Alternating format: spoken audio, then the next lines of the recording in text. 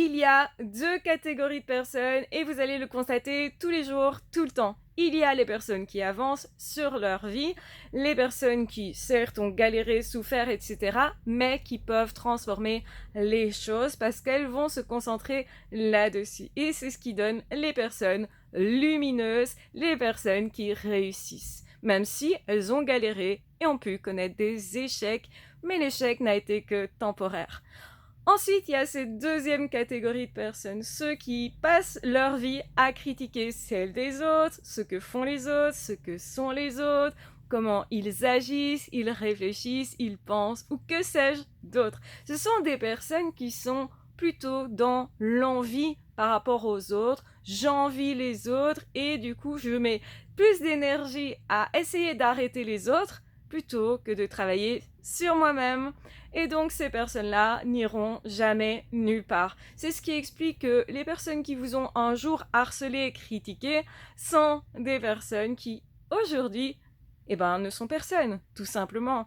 Ce sont des personnes qui, aujourd'hui, ne peuvent avoir qu'une chose, les apparences, sans qu'il n'y ait rien d'autre à l'intérieur. Et ce sont des personnes qui sont restées aigries, même peut-être qu'ils sont devenus encore plus. Ben oui, évidemment, avec les années, on va constater de grosses, énormes différences entre ces deux catégories de personnes. Donc, vous pouvez choisir la catégorie de personnes de laquelle vous faites partie. Moi, j'ai choisi depuis longtemps de faire partie des personnes qui travaillent sur elles.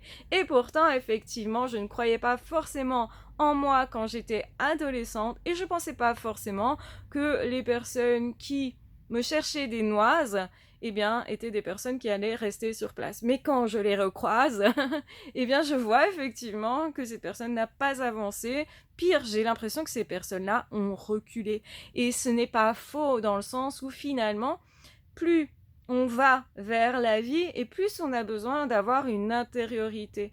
Plus on a besoin de croire en nous, en nos rêves, et plus justement on a assis qui nous étions au fond de nous. Et quand on croise des personnes qui, à nouveau, essayent de nous insulter, de nous arrêter, etc., on sait qu'ils ne peuvent pas réussir dans leur projet. On sait qu'ils perdent leur temps, leur énergie, que ça les empêche d'avancer, et tout ce qu'on fait, c'est bof, tu peux toujours essayer, mais il n'y a rien qui fonctionnera, ni pour toi, ni dans le fait de mettre des obstacles. Parce que moi, les obstacles, justement, ça me donne une niaque, une force, immense. Parce que ça me prouve encore plus qu'on ne peut pas m'arrêter. Donc du coup, ça me donne encore plus envie de croire en mes projets, en mes rêves.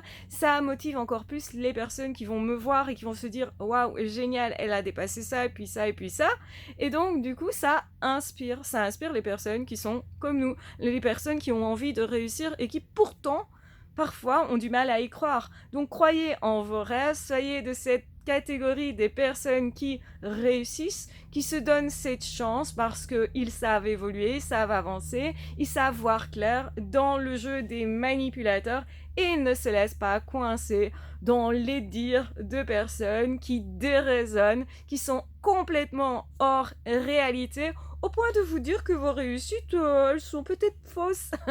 Alors c'est très drôle parce que c'est très gros. Et à un moment donné, on se dit, je peux même pas croire ça, je doute même pas parce que c'est tellement pas crédible que ça me montre encore plus combien, quand on croit en soi, ça ne nous atteint pas, tout simplement. Et justement, la seule manière que ça a de nous atteindre, c'est de nous propulser encore plus haut, c'est de nous faire encore plus réagir, mais dans le bon sens, dans le sens, ouais, je sais, ce rêve-là, faut vraiment que je le reprenne en main, faut que je l'accomplisse encore plus parce que il est là, derrière, et il me dit, vas-y, fais-le. Si cette personne est là pour te critiquer, c'est parce que ton projet, il est important, intéressant, et qu'il faut lui donner une place. Du coup, je lui donne de l'énergie encore plus. Et paradoxalement, les personnes qui, après, vous critiquent, après avoir vécu déjà des choses compliquées, à un moment donné, vous vous rendez compte que les personnes qui vous critiquent,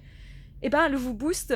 Contrairement à ce qu'elle voulait faire, elle vous booste. Et ça, est-ce que c'est pas extraordinaire de savoir transformer la méchanceté en lumière, finalement? Et si vous dites ça à une personne qui vous harcèle, qui vous critique, certainement, ça va encore plus attiser sa colère intérieure parce que cette personne, elle va surtout sentir qu'elle ne va nulle part, qu'elle n'est rien, qu'elle n'a rien construit et que c'est de sa faute, c'était son choix en réalité. Donc choisissez le meilleur pour vous parce que vous le méritez. Je vous embrasse bien fort, je vous aime très fort, prenez bien soin de vous et on se retrouvera très vite dans d'autres audios ou dans d'autres vidéos. Ah, ciao, bye bye.